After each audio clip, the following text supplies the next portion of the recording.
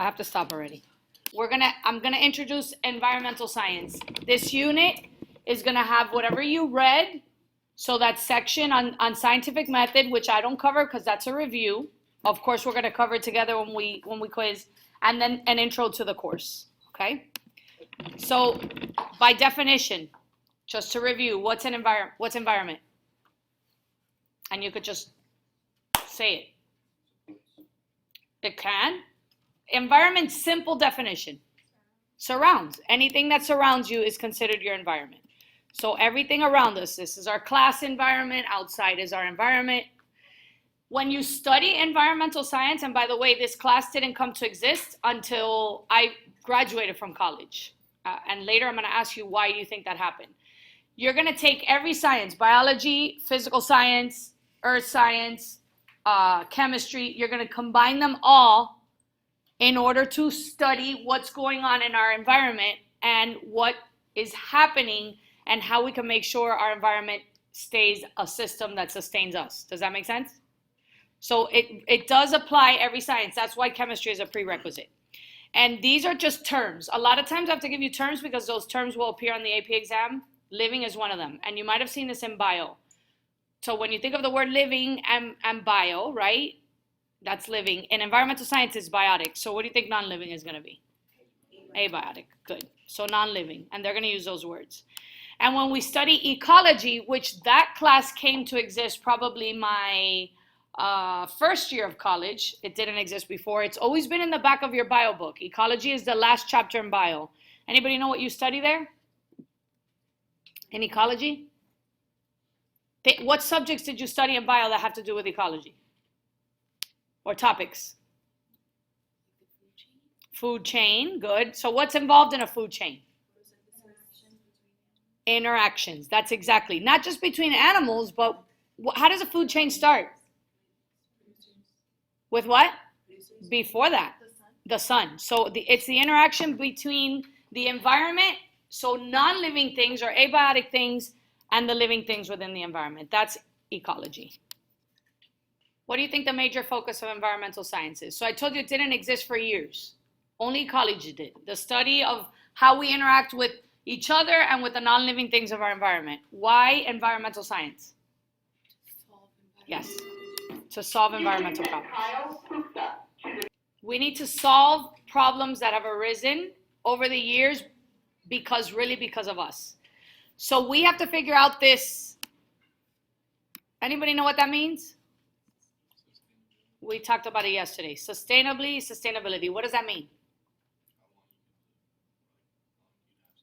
Good. How long can we live on this earth? How long is the earth going to be available for us, or everything the earth provides for us? That is our biggest focus. How can we protect earth so it's around for future generations? That's what environmental science is. Best describes it. It's the ability of natural systems, so everything earth provides us naturally, money, or taking a look at economy, and making sure that organisms adapt, and as Preston said, forever, for the future, everything is around. And you're going to look at three major components. What does Earth have, or what we get from Earth, how poorly it's treated, and how can we take care of it? So these are the three critical components to living sustainably with our environment. So the first thing they look at is natural capital. That's what we have. Anybody know what this word means? Resource? Or what's the difference between a resource and a service? Water, oxygen, okay? They all fall under two categories, believe it or not. Matter and energy. And we'll get into both of these, their own chapter. Essential or useful, so we do need them. What do you think natural services is? And I put NS and NR, so I broke it down. If you need to write it out, write it out. So we've got our matter and our energy. What is the service of it?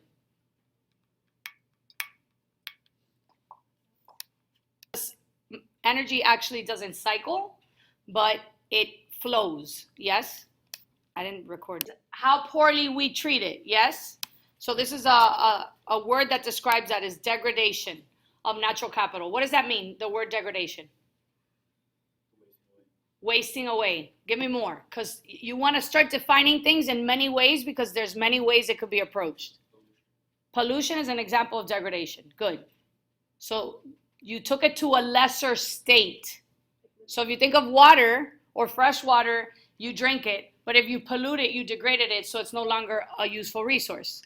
And how does that happen mainly? Degradation of natural capital on Earth. Humans.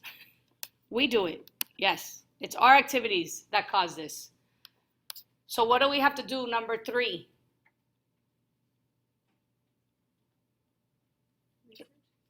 Research. What else? Again, the whole focal point of this class. Find what? Solutions. Even better, prevention, obviously. Awareness. Get to a point where you don't need to solve a problem because the problem is dealt with before it happens. That's really the best thing. So for a long time, you didn't even hear the word money in environmental science. And still today, if ever you ask this question, environmental costs are never included in production. So they don't even consider them a point. But you can't not consider that if you're going to grow sustainably, you have to think of the economy, okay? And we're going to talk about that throughout the whole course. But I'm not going to go over these. This is something you should know. Gross domestic or goods produced, let's say, what you make, that's manufacturing, per capita divided by the population. That's how you measure growth. Yes, that's an economical. I'm going to give you that formula. It's not something that I'm going to have you memorize. But these words, purchasing power parity, you have to know that, okay? Or purchasing power per person, you want to know that, okay? Because they're going to use terms like that. And we're going to focus mainly on developed countries versus developing countries. Did I say that right? Yeah. Where do we fall?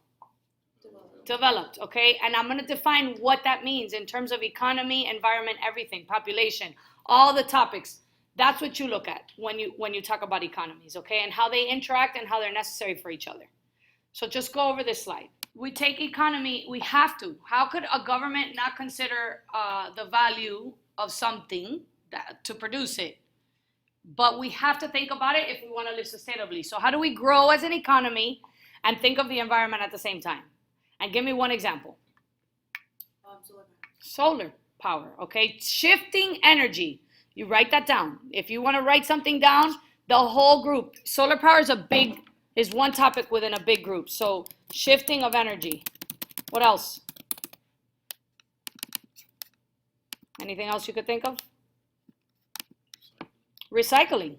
Good. How about I'll put the 3 R's. You know what the 3 R's are?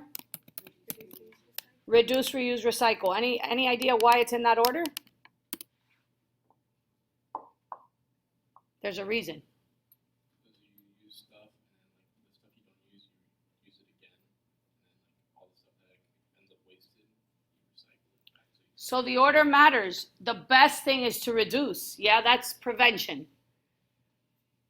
Reuse, you're taking the same thing and you're using it again. Recycle requires energy, right? You have to go through a plan in order to make a product, so that would still be a great solution over waste, but the order matters. What else can we think of in terms of growing economically, but also living sustainably or thinking of the environment? You want to think of these things, okay? Because that might be a question I ask you to be creative. So start thinking, and maybe we'll add a discussion and you keep adding to this, okay? We'll come back. Has anybody ever heard of this? Ecological footprint? What is it? Just tell me anything you think, because that definition is really hard to break down, but that's the actual definition, so we're leaving it there. What's involved? We're involved. Doing what?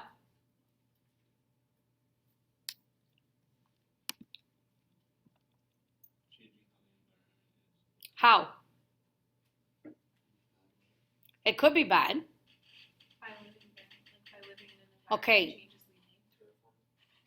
Terraform. What is that? Just changing the land to be here. Okay, so now you said the word. Our needs, that's the first thing. We are thinking of what the land or water, because we got to talk about water, can provide for us, right? Or produce for us. What else is involved if you think of your ecological footprint? So what can I get from the land? What do I need from the land? What do I use from the land? Resources would be that. So what can the land provide me? What else? What else is involved in your footprint? We just talked about it. So I'm using, and I also, what?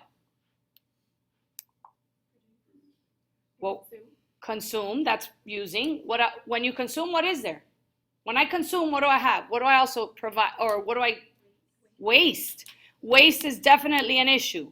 So what do we use, what do we consume, and what waste is involved in that whole process? That's your ecological footprint. So take what Earth provides you, calculate how much you consume, and then how much waste is produced. You have to have those three words. So I would definitely highlight them. Well, you have them because they're uncovered. That's why they're covered. Those are the three key components. We're going to calculate ours, okay? So I'm going to